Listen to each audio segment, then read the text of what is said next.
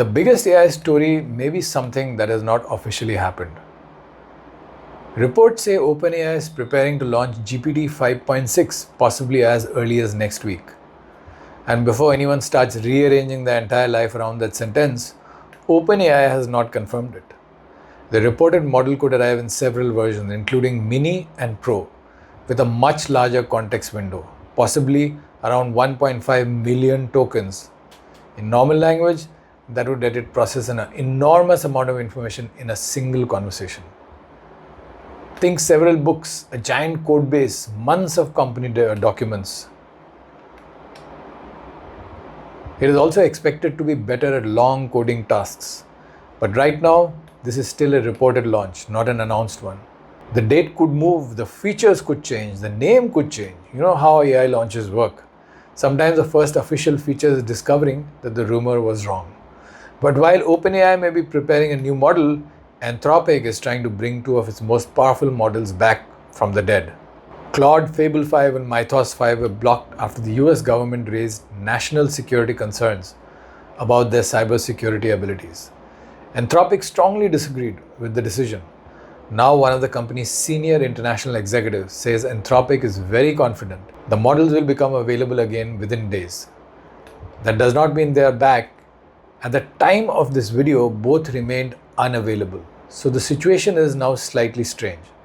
The government says these models may be too dangerous to release. Anthropic says the danger has been overstated, and Anthropic also appears to believe the shutdown could be reversed very soon. In other words, everyone is confident. They're just confident about completely different things. And while the argument continues, Anthropic has also been testing what happens when Claude gets a body, or at least 4 robotic legs.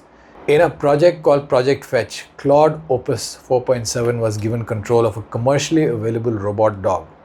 The model had to write software, connect to the robot's sensors, and complete a set of physical tasks without human assistance. According to Anthropic's results, Claude completed the test objectives around 20 times faster than the fastest human team from an earlier version of the experiment.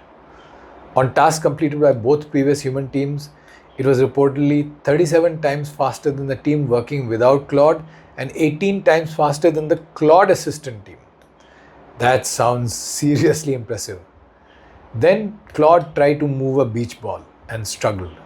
Because writing code for a robot is one thing.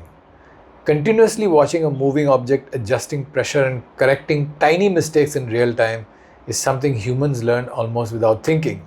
So no, the robot uprising has not arrived.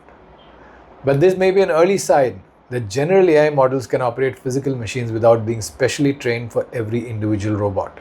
That really matters in factories, warehouses, laboratories, and any workplace where the phrase "send someone in there" is normally followed by everyone suddenly checking their phone. AI is also getting closer to another very physical part of life: healthcare. Researchers used an OpenAI reasoning model to re-examine 376 rare disease cases that had already gone unsolved after specialist review. The model searched through medical records, genetic information, and scientific literature, and then suggested possible explanations. Doctors did not simply accept those suggestions, they reviewed the evidence, ordered further tests, and clinically confirmed 18 new diagnoses. One patient reportedly learned the cause of a muscle disease nearly 20 years after her first symptoms first appeared. That is the important distinction here. The AI did not replace the doctor. It added more like a tireless second researcher who could compare thousands of scattered clues without becoming tired, distracted, or suddenly remembering it had not eaten lunch. Some of the answers were already hidden in public databases. The information existed. Nobody had successfully connected it to the patients. OpenAI is also improving the health answers available to free ChatGPT users. GPT 5.5 Instant is supposed to be better at recognizing urgent situations, collecting relevant context, and admitting when it is uncertain.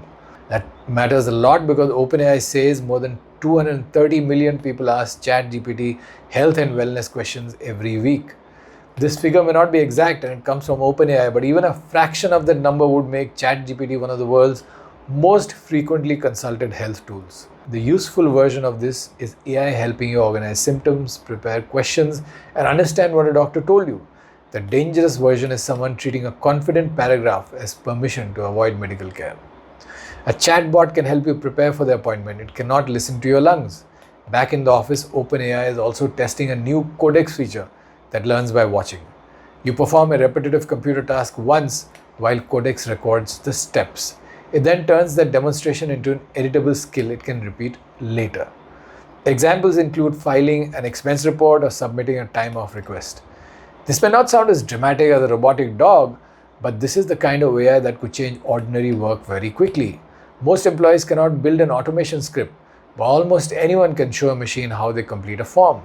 It is basically training the new employee by saying, "Watch me do this once." Except the new employee remembers every click and does not ask where the password is 5 minutes later. Perplexity is tackling a different problem.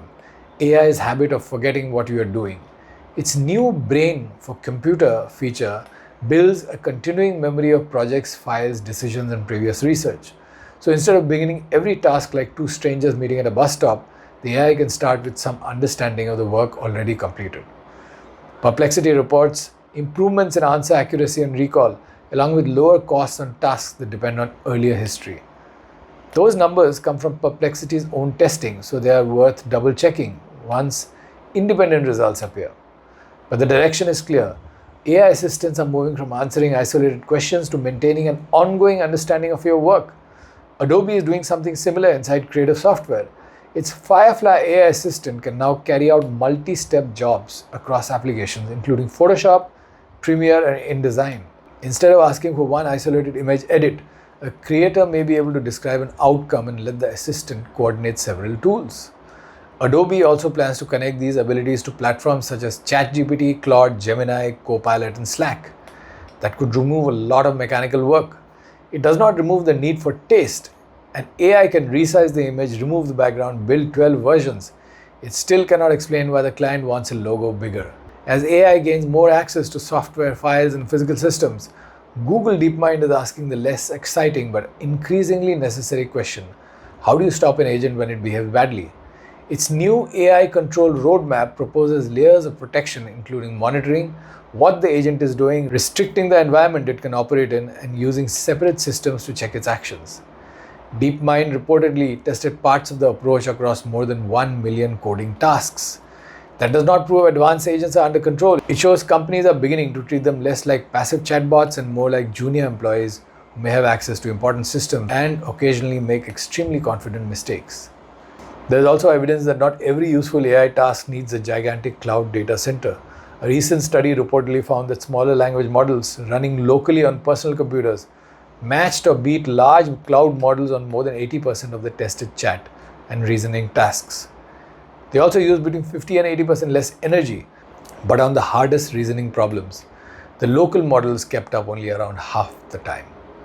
So your laptop may be able to handle a surprising amount of everyday AI privately and efficiently.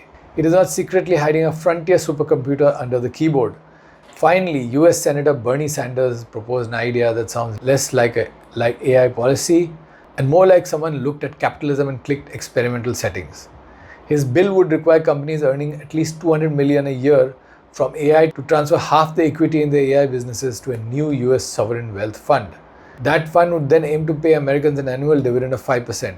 The proposal could affect companies including OpenAI, Anthropic, Nvidia, Microsoft, Amazon, and SpaceX. It has only been introduced, it has not been passed, and it faces major political, legal, and practical obstacles. But the idea reveals where the AI debate is heading. For years, the main question was whether AI could become powerful enough to transform the economy. Now politicians are beginning to ask who should own the value when it does. That may be the real connection between all today's stories. The models are getting smarter, they are remembering more, they are entering creative tools, medical research, office workflows, and robots. The technical race is still moving fast. But the bigger argument is no longer just about what AI can do. It's about who controls it, who benefits from it, and who gets the beach ball when the robot finally figures it out. If you enjoyed this episode of Stress-Free AI News, do like, share, and subscribe to us. That really helps our channel. See you in the next episode.